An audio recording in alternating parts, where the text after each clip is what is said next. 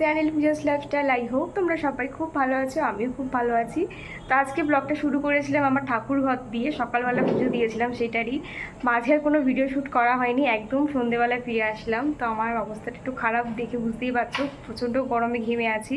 তো সন্ধেবেলা থেকে শুরু করছি। আজকে হচ্ছে কালী পুজো, শুভ দীপাবলির অনেক অনেক শুভেচ্ছা, অনেক অভিনন্দন। সবাই কালী পুজো বা দীপাবলি কেমন কাটাচ্ছে অবশ্যই জানিও। কার কী প্ল্যানিং আছে? আমাদের তো প্ল্যানিং আছে, বাড়ির পাশে পুজো হয় তোমরা সবাই জানো। তো এখন গেছে সবাই ঠাকুর আনতে, তো ঠাকুরটা আসলে তোমার সাথে ডেফিনেটলি শেয়ার করবই। আর মোমবাতি জ্বালাবো, আমাদের যেহেতু 14 প্রদীপের নিয়ম নেই, তো আজকে মোমবাতি জ্বালাতে হয়, সব লাগিয়ে রেখেছি, জ্বালাবো। তো চলো এখন মোমবাতিগুলো জ্বালিয়ে আগে বাড়িটা শেয়ার করি, তারপরে ঠাকুর আসলে ঠাকুর শেয়ার করবো। তো চলো আজকে ব্লগটা খুব ইন্টারেস্টিং হতে চলেছে, ব্লগটার সাথে থাকো আর ব্লগটা দেখতে থাকো। দেখো বন্ধুরা, এরপরে কিন্তু আমি ঘরের সন্ধ্যাবাতি দেওয়ার পর চলে আসলাম আমাদের বাড়ির চারপাশটা আলোকিত করার জন্য।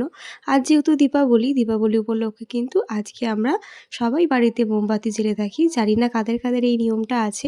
আমাদের যেহেতু 14 শাক খাওয়া বা 14 প্রদীপ দেওয়ার নিয়ম নেই, আমাদের কিন্তু দীপাবলির দিন মানে কালী পুজোর দিন কিন্তু বাড়ির চারপাশটা আলোকিত করার নিয়ম আছে। আশা করি এই নিয়মটা সবাইরই আছে। তো দেখো, প্রথমে তো নিচে মোমবাতি জ্বালিয়ে দিয়েছিলাম, তারপরে কিন্তু আমি আমার উপরে ব্যালকানি বা আমার ঘরেও কিন্তু আলোকিত করতে চলে আসলাম। তো দেখো কত সুন্দরই না লাগছে আমাদের চারপাশটা। আর তার সাথে আমাদের বাড়িটাও কিন্তু দীপাবলির জন্য একেবারে আলোকিত হয়ে উঠেছে। তো কে কেমনভাবে দীপাবলি বা কালী পুজো সেলিব্রেশন করছো অবশ্যই জানিও। তো দেখো, যা যা আলো ছিল সবটাই জ্বালিয়ে আমাদের ঘর বাড়ি আলোকিত করে দিয়েছি। আর তোমরা তো আগের ব্লগগুলোতে দেখেই নিয়েছো আমার বাড়িতে কীরকমভাবে এবছর লাইটিং করা হয়েছে। যাই হোক, তারপরে দেখো সন্ধেবাতি তো দিয়ে দিয়েছিলাম। তারপরে এখানে আমাদের পাড়ার মা আসবে, তাকে বরণ করার জন্য কিন্তু এই প্লেটটা সাজিয়েছিলাম। যেহেতু দিদি উপোস করে আছে, দিদি কিন্তু প্রতিবারের মতন এবারও মাকে বরণ করবে। তো দেখো বলতে বলতে চলে আসলাম পাড়ার মণ্ডপে। আর এই যে আমাদের পাড়ার মা কিন্তু চলে এসেছে। আর আমাদের পাড়ার মায়ের মুখটা কিন্তু খুব মিষ্টি হয়েছে, চোখগুলো তো জাস্ট অসাধারণ। দেখে আশা করি তোমরা বুঝতেই পারছো, খুব মায়াবী দুটো চোখ, এত সুন্দর লাগছিল না যে কি বলবো। তো দেখো তারপরে কিন্তু দিদি চলে আসলো মাকে বরণ করে ঘরে তোলার জন্য। তো দেখো দিদি এখন বরণ করছে, যেহেতু দিদি উপোস করেছে তাই কিন্তু দিদিই করছে বরণটা। আর আমি প্লেটটা সাজিয়ে দিয়েছিলাম যা যা দিয়ে আর কি মাকে বরণ করে ঘরে তুলতে হয়। তো দেখো, এই কালী পুজো আসছে আসছে এই ব্যাপারটাই যেন ভালো। তো দেখতে দেখতে কিন্তু কালী পুজোর এই 4টে দিনও কীভাবে যে কেটে যাবে বোঝাই যাবে না। তো ব্লগগুলো শেয়ার করতে তোমাদের সাথে আমার একটু লেট হয়ে গেল, জানোই তো পুজো চললে সবার বাড়িতে লোকজন থাকে, তো এডিট করতে পারিনি, তাই কিন্তু তোমাদের সাথে শেয়ার করতে আমার একটু লেট হয়ে গেল আর কি। তো সবাই একটু ম্যানেজ করে নিও। তো দেখো আমরা কিন্তু সবাই মিলে চলে এসেছিলাম মাকে বরণ করে ঘরে তোলার জন্য। আর ওখানে দেখতেই পাচ্ছ দিদি কিন্তু বরণ করছে মাকে।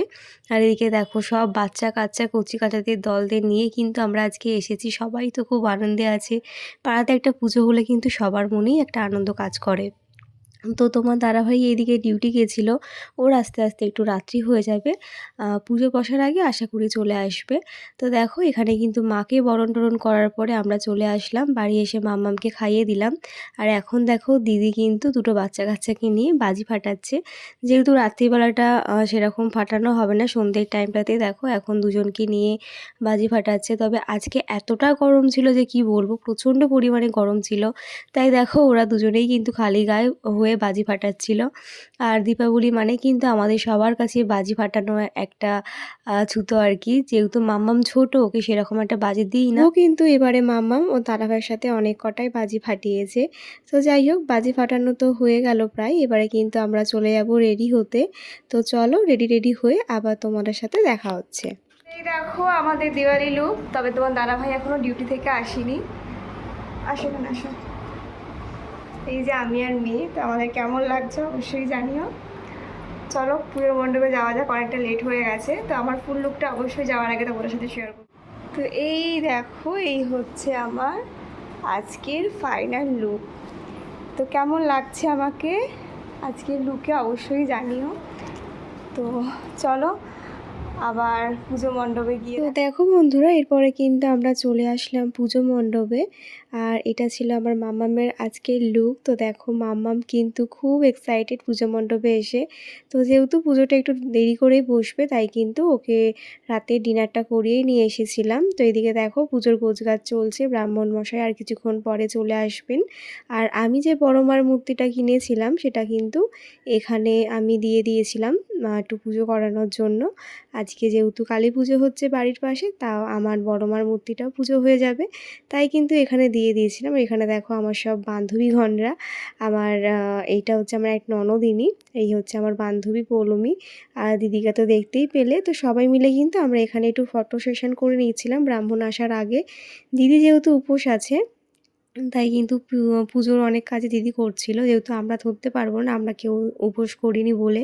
তো দেখো পুজো দেখার জন্য কিন্তু সবাই এখানে চলে এসেছে, শুধু এখন ব্রাহ্মণ মশাই আসার অপেক্ষা। আর আজকে সারা রাত্রি জাগার প্ল্যানিং আছে। তো দেখো বলতে বলতে কিন্তু ব্রাহ্মণ মশাই চলেও এসেছেন, এর মাঝে কিন্তু মামামকে গিয়ে ঘুম পাড়িয়ে আসলাম।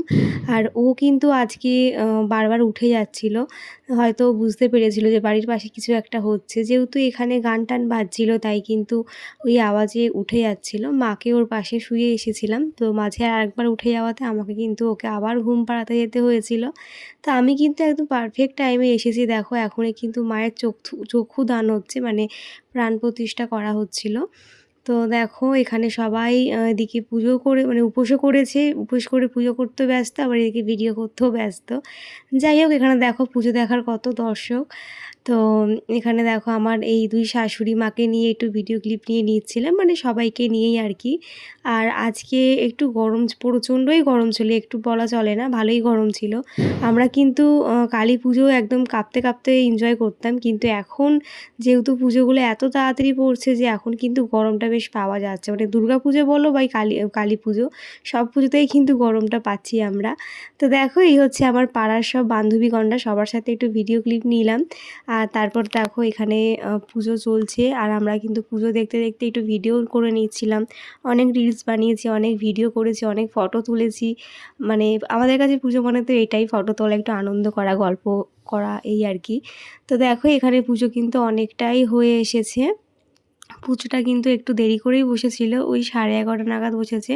তো এর মাঝখানে তোমার দাদাভাই এসেছিল, আর ও মিলে কিন্তু রাতে ডিনারটা সেরে এসেছিলাম। তো ওর জন্যই অপেক্ষা করছিলাম। মাকে বলেছিলাম যে তুমি ডিনারটা সেরে মাম্মামের সাথে শুয়ে পড়ো, আমি তোমার ছেলে আসলে আমি আরও খেয়ে নেবো।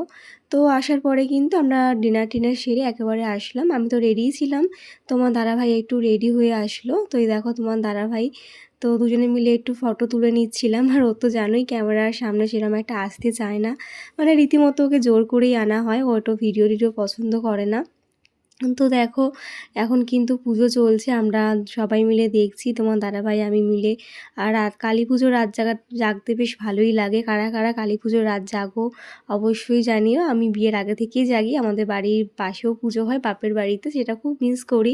তো এখন বিয়ে হয়ে যাওয়ার পরে আমাদের পাড়ায় যেহেতু পুজো হয়, তাই ওখানে আর যাওয়া হয় না।